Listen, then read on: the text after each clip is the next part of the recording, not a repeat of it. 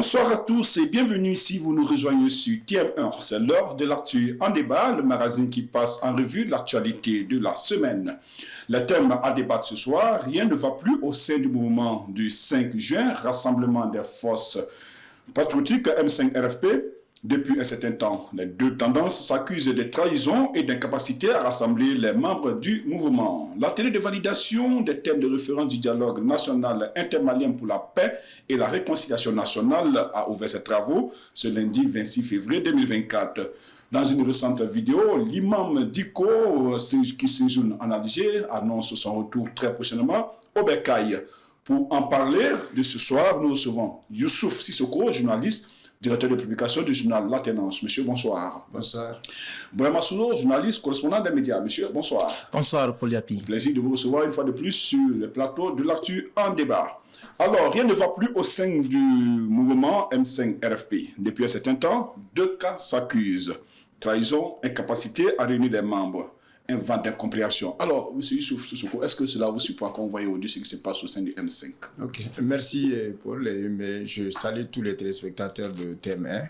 Et vous savez, ça ne m'a pas surpris. Personnellement, ça ne m'a pas surpris parce que quand on essaie de voir la manière dont ce mouvement a été constitué, ça ne doit pas surprendre parce que ça a été un conglomérat de partis politiques, de mouvements, d'obédiences idéologiques différentes, de parcours politiques différents. Donc ces mouvements, ces partis politiques et ces associations se sont mis ensemble pour un seul objectif, faire partir le régime Ibeka. Et après le départ du régime Ibeka, ils étaient face en tout cas à la gestion de l'État. Et c'est là où justement que chacun ayant ses ambitions, chacun a emprunté son chemin. Et c'est ce qui a abouti aujourd'hui à ces différentes dissensions au sein du M5. Ça ne m'a pas surpris parce que, en fait, quand tu regardes même la composition, les leaders qui composent ce mouvement, le M5 RFP, sont des leaders, en tout cas, qui par le passé étaient pratiquement opposés. C'est le cas du Premier ministre Choguel Kokala Maïga, qui était le président du comité stratégique. Et ensuite, les gens du mouvement démocratique comme les Madame Sika Atousso, les Modibo Sidibé, qui en réalité ne pouvaient pas, à un moment donné de leur parcours politique, ils ne pouvaient pas être ensemble avec Choguel, qui était un restaurateur et des démocrates. Donc, ils ont cheminé parce qu'effectivement, en face d'eux, il y avait ce régime-là qui a très mal géré le pays. Il fallait faire de telle sorte que ce régime-là, en tout cas, puisse partir. Et le régime est parti et aujourd'hui, ils sont face à l'histoire et face à leurs responsabilités. Donc, disons tout simplement que moi, je ne suis pas vraiment surpris. Alors, Sounour, ami hier et ennemi aujourd'hui, c'est ce qu'on peut dire, on peut essayer de résumer ce qui se passe au M5. Donc, quand les intérêts se divergent, on peut dire que amis, parce que ce sont des intérêts qui ont, comme l'a dit le directeur Sissoko, ce sont des intérêts qui ont réuni ces tendances-là hier. Et aujourd'hui, les mêmes intérêts les opposent. Donc, ils deviennent des ennemis. Et depuis fort longtemps, je crois qu'avec la création, la dislocation des M5, avec la création des M5 Malikoura, avec les Koniba Sidibé et aujourd'hui, le mouvement est dirigé par Mamadou Konaté. Donc, on a vu que ce M5-là, même au départ, on le savait, ils avaient même, les responsables avaient même dit que le seul but qui les réunit, le seul objectif qui les réunit, c'est vraiment le départ d'Ibeka. Après, ils vont se voir et on savait que dans de telles situations, ils n'allaient pas se voir. Et aujourd'hui, l'histoire nous a donné raison pour voir comment ces M5-là, surtout avec le FSD aussi, qui commence à... Parce que le M5, quand même, c'était au départ un trioca qui est composé de FSD, de Semas, de Mamoud Diko, dirigé en ce moment par Issa Kaoudjim, et Malikoura et EMK Espoir Malikoura de Cheikh Oumar Sissoko. Donc, quand on voit tout ceci aujourd'hui, un Premier ministre Choguel Kokala Maïga qui ne veut pas lâcher prise de la présidence du comité stratégique, malgré qu'il est l'un des responsables du pays. Donc, tout ça fait que, mis l'un dans l'autre, on se voit aujourd'hui que les intérêts les opposent parce que, comme l'a dit Sissoko, quand on voit un Premier ministre avec son clan qui sont restaurateurs de la dictature en quelque sorte, et de l'autre côté les démocrates en l'âme qui ont combattu cette dictature et qui se voient aujourd'hui s'émêler dans un coup d'État parce que ce n'est même pas bon dans leur parcours, parce qu'aujourd'hui, mine de rien, quand on va dire un Moudagatal ou une Kageta Sousso, on leur parlera quand même des acteurs majeurs de l'avènement de la démocratie au Mali. Mais aussi, leurs noms sont impliqués aussi dans le renversement des régimes démocratiquement élus. Donc c'est ça le paradoxe malien. Alors justement, le paradoxe malien, mais quand on voit le M5-RFP, ils ont tous dit que c'est un mouvement de veille par rapport à la gestion de la nation. Alors, est-ce qu'aujourd'hui, on peut dire que le M5-RFP est toujours un mouvement de veille? Oui, et le M5 a perdu, en tout cas, cet élan-là, cet élan de mouvement de veille, parce que dès la nomination du Premier ministre, normalement, comme Soulo l'a si bien dit, le Premier ministre devait avoir quand même le courage de se démettre carrément de la présidence du comité stratégique. Parce que le pouvoir, normalement, il faut accepter de le partager. Mais le fait justement que le M5, le Premier ministre n'a pas accepté ça, alors que lui-même il tire sa légitimité de ce mouvement. Donc ça a été vraiment un handicap sérieux pour le bon fonctionnement même du mouvement. On a vu, il a si bien dit, il y a eu une première fracture parce que les Koniba Sidibé, les Modibo Sidibé, les Kayatusso ont tout simplement pris leurs responsabilités. Ils ont créé Malekura et M5 RFP Malekura. Donc ça c'est déjà une première fracture.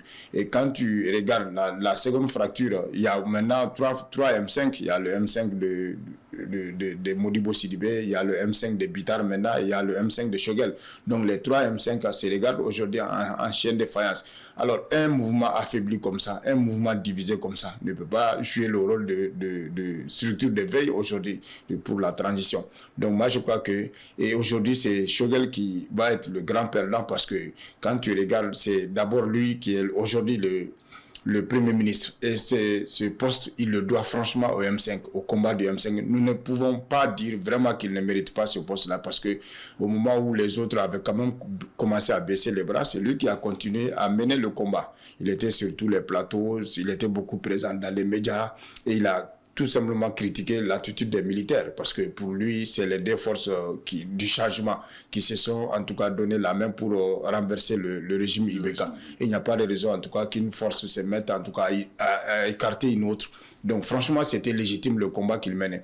Mais une fois au pouvoir, franchement, d'abord, il a travaillé à décrédibiliser, à affaiblir la classe politique. Et ça a été une grosse erreur de sa part. Et aujourd'hui, il se trouve face justement à un mouvement déchiqueté, à un mouvement à lambeaux. Et qu'est-ce qu'il peut tirer? Donc la mission de veille qui était assignée au M5, franchement, cette mission-là, pour moi, elle a échoué parce que celui qui devait en tout cas incarner cela n'a pas été tellement à la hauteur. Et aujourd'hui, franchement, on ne peut rien tirer de ce M5 maintenant. Alors, je vous pose la question, est-ce qu'aujourd'hui, avec cette nouvelle crise qui couvre le M5-RFP, est-ce à dire que Shogel est sur une chaise éjectable? Bon, dès lors que le Mali a quitté la CEDEAO, Shogel il s'est mis déjà sur une chaise éjectable parce que, comme vous le savez, l'exigence de la CEDEAO qui a fait qu'on a eu un Premier ministre civil à la tête, sinon à la primature, parce que c'est la CEDEAO qui a demandé cela. Et aujourd'hui, quand on sort de cette organisation qui a exigé qu'au Mali, au moins, dans l'exécutif, si le président est militaire, il faut qu'il y ait quand même un civil. Et aujourd'hui, en sortant de cette CEDEAO, on a vu que les militaires ont pris la main et du jour au lendemain, ils peuvent amener n'importe qui à la primature, que ce soit un général ou un colonel ou un mécanicien, ils peuvent amener n'importe qui à la primature. Je crois que ça n'a rien à voir avec ce qui se passe avec le M5-RFP, mais déjà, comme le directeur l'a dit, sa base solide était le M5-RFP parce qu'il menaçait au nom de M5-RFP, il parlait au nom de M5-RFP.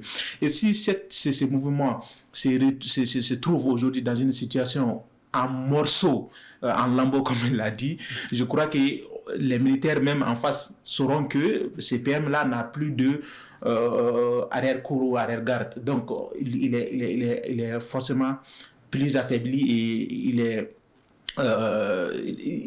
une proie facile aujourd'hui à l'heure où nous sommes parce que derrière, c'était M5 une veille. Moi, j'ai jamais conçu comme M5 comme une force de veille parce qu'on ne peut pas être arbitre et joueur en même temps parce que M5 qui joue et M5 ne peut pas s'éveiller à M5. Donc, normalement, on devrait avoir d'autres forces qui devaient juger comme M5 a fait au temps de IBK pour voir comment M5 gère. Parce que quand M5 gère avec le CNSP aujourd'hui, avec les autorités de la transition actuelle, donc c'est deux forces de changement, comme il a dit, qui gèrent. Donc normalement, il devait avoir une autre force de veille qui devait juger leur gestion, qui devait juger leur façon de gouverner le pays. Et aujourd'hui, je crois que Choguel s'est vraiment mis pas une balle, mais plusieurs balles dans le pied. Alors, une question rapide, rapidement. Est-ce que vous voyez, comment voyez-vous la fin du M5-RFP?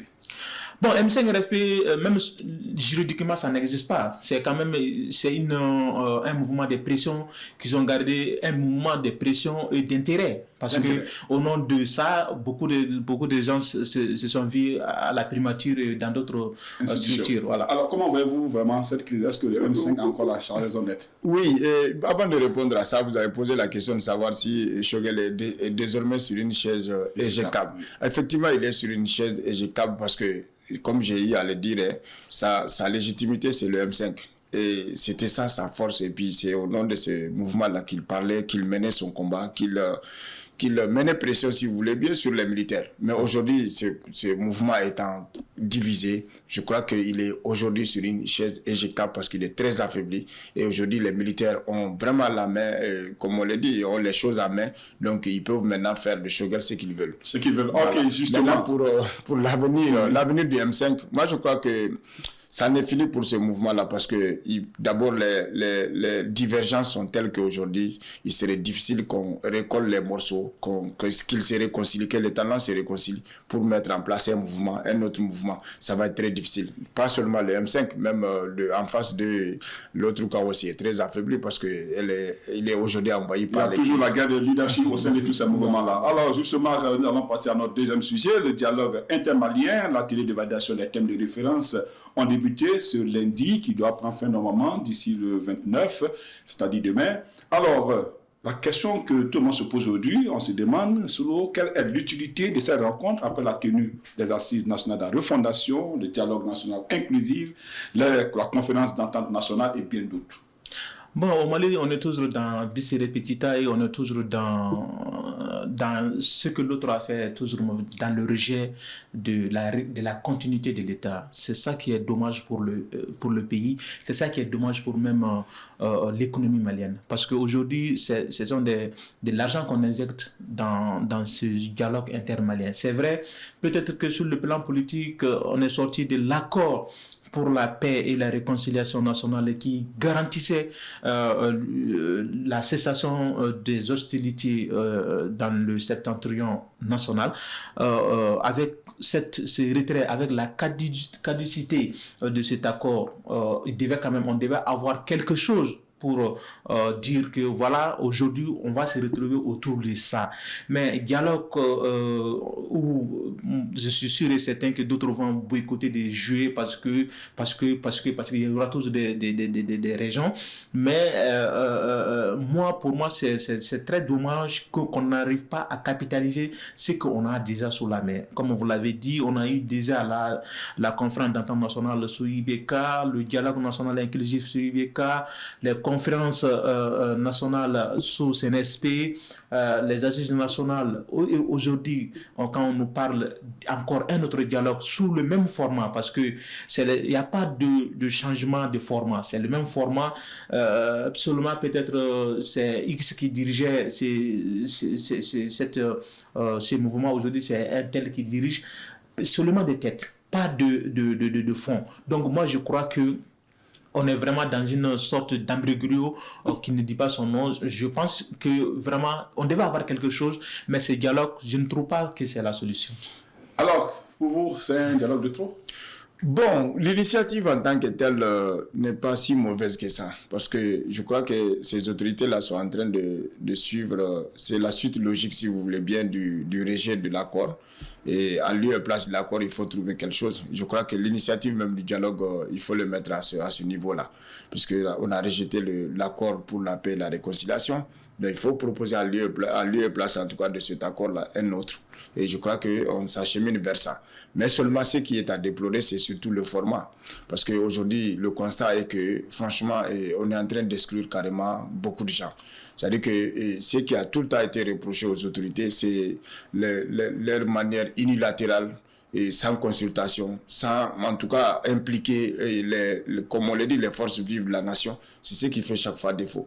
Alors, on va aboutir à des conclusions et ces conclusions vont nous mener où? C'est la question que les gens se posent. Parce qu'aujourd'hui, on a comme l'impression que les acteurs majeurs, l'un des acteurs majeurs en tout cas du conflit, en tout cas au Mali, c'est la CEMA, les groupes armés du Nord.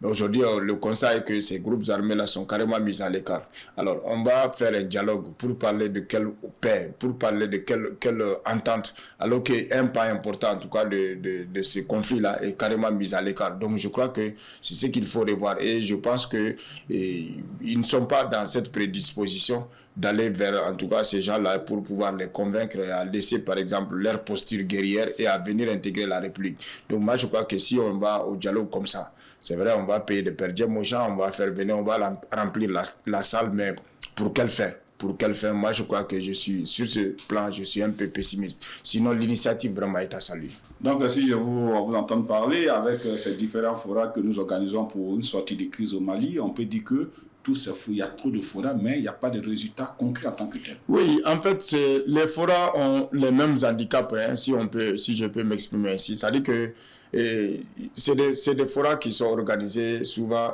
avec émotion. C'est-à-dire que souvent, alors comme il a si bien dit, l'autre régime qui a peut-être organisé tant, il y a de bonnes résolutions, mais puisque je n'aime pas ce régime-là, je mets en tout cas à la poubelle tout ce qui a été fait. Et il faudrait que je prenne la paternalité en tout cas de quelque chose, la paternité de quelque chose. Donc, c'est ce qui fait que les gens souvent organisent des forats pour aboutir aux mêmes conclusions et les résultats restent en tout cas les mêmes. C'est-à-dire qu'il n'y a pas d'avancée véritable.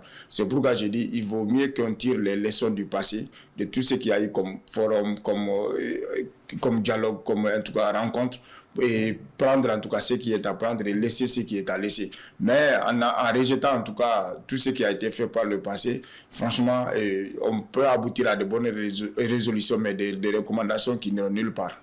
Alors, selon le président de ce comité du dialogue national intermalien, Ousmane Issoufou, l'ancien Premier ministre, je le cite, il a su que ce n'est pas une assise de trop. Ce dialogue intermalien se veut une occasion pour les Maliens de se parler sans âme, les yeux dans les yeux, se demander pardon, se réconcilier et amorcer un nouveau cap ensemble. Fin de citation. Qu'est-ce que cela vous inspire? C'est un homme politique, c'est des belles paroles. Sinon, c'est la même chose. Moi, comme je dis, ce qui manque au Mali, c'est l'application.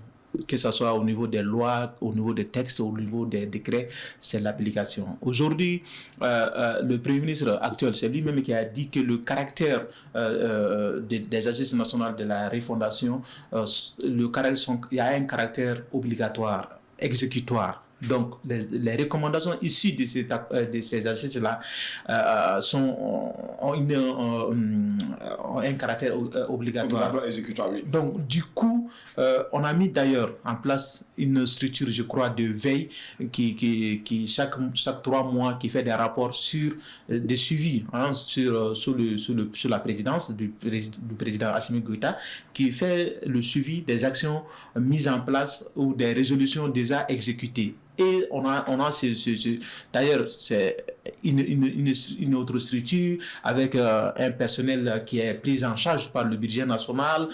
Ces dialogues intermaliens, si le dialogue doit aussi aboutir à des recommandations, à des recommandations, bien sûr, et on va mettre encore une autre structure pour suivre la mise en œuvre de ces trucs. Donc, vous voyez, c'est budgétivore. Donc, moi, je crois que les résolutions qu'on a eues du dialogue national inclusif et des assises nationales de la refondation sont suffisamment claires pour que le Mali sorte de l'ornière. Et si on n'arrive pas à les mettre en application, qu'est-ce qui nous prouvera que demain, on pourra mettre en application les résolutions qui sortiront de ces dialogues intermaliens? Donc, le problème du Mali réside résolument dans la non-application des actes qu'on prend en toute responsabilité. Donc, je crois qu'on a suffisamment de textes, on a suffisamment de choses pour que le Mali aille de l'avant. Mais comme Dretter l'a dit, les gens ne sont pas dans la logique de la continuité. Ils disent que quand moi je viens, je mets en place, j'applique les résolutions d'un tel régime, ils vont dire que non, j'ai fait que lui, il a fait la... Alors que quand le régime passé fait le dépôt, la pose des premières pierres d'un édifice public, et celui qui arrive trouve la finition, il inaugure en grande pompe.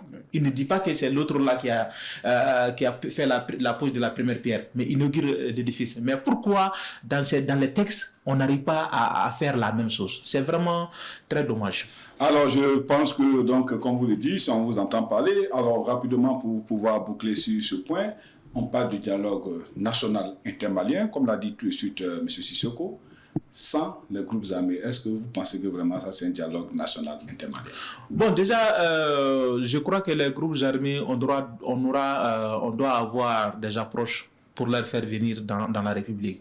Nous sommes en position de force et nous sommes de ceux-là qui sont du côté de la loi et de la République. Donc je crois que comme on aime les appeler les brebis galeux, enfin égarés qui sont dans la nature, on doit les faire venir dans la République pour leur dire voilà ce qu'on veut du pays. Parce que c'est pas faute quand même d'avoir essayé. ATT l'a dit à son temps, l'État compte beaucoup sur le Nord et tout ça. Donc je crois que sans ces gens-là qui sont sortis avec leurs armes et bagages, même s'ils ne sont pas sur le territoire. Il faut faire un lobby pour qu'ils reviennent. Il faut quand même qu'ils reviennent. Alors Sissoko, qu'est-ce qu'on doit faire? Oui, c'est-à-dire qu'en fait, il faudrait quand même que les gens comprennent qu'au Mali, tous les ressorts ne sont pas cassés. Ouais. Et c'est vrai que c'est des enfants égarés de la République, ils sont dans d'autres postures, mais je vous avoue qu'on peut trouver des gens, des personnalités ici qui peuvent les parler et qu'ils acceptent en tout cas d'intégrer la République. Donc moi je crois encore une fois de plus, il faut que les autorités essaient d'explorer cette piste-là et faire en sorte que ces gens-là, en tout cas ceux qui ont pris les armes, et qui souvent, je crois qu'on a même des plaintes contre certains. Oui. Moi, je pense qu'au nom de la réconciliation, on peut faire de telle sorte que même que ces plaintes-là soient annulées. Au nom de la République, quoi, pour qu'ils puissent intégrer la République, qu'ils reviennent et qu'on arrive à trouver, comme Soulo l'a si bien dit, le Mali aujourd'hui, le gouvernement a une situation de force. Ce n'est pas comme en 2014 ou alors... donc on a besoin de tous les fils et filles du pays pour aller à la paix. En tout cas, du Mali. Justement, donc on va attendre le 29 février, c'est-à-dire demain, pour voir un peu la durée du dialogue national intermalien. Alors, sur le dernier point qui nous est venu, c'est l'imam Dicko qui annonce son retour, sachant bien que sa présence dans la capitale Alger, qui considère avec les groupes armés, a créé un incident diplomatique. Alors, il était très affaibli, il a parlé d'empoisonnement, il a même dans sa vidéo remercié tous ceux qui ont prié pour lui. Alors, le retour de Mamoud Dicko, est-ce un signe d'apaisement? Un signe d'apaisement véritable, parce que, vous savez, moi, on entend beaucoup de choses à propos de Mamoud Dicko. On dit qu'il a fui, non, il ne peut plus revenir. S'il vient, il sera arrêté. Bon, franchement, ça, c'est au niveau des réseaux sociaux. Mais moi, je suis de ceux qui pensent que Mamoud Dicko est un élément, un acteur incontournable. Est un acteur incontournable dans ce pays-là. Parce que tout le monde se rappelle, si le mouvement du M5 a abouti véritablement, c'est grâce à Mamoud Dicko. Ça, personne ne peut nier ça.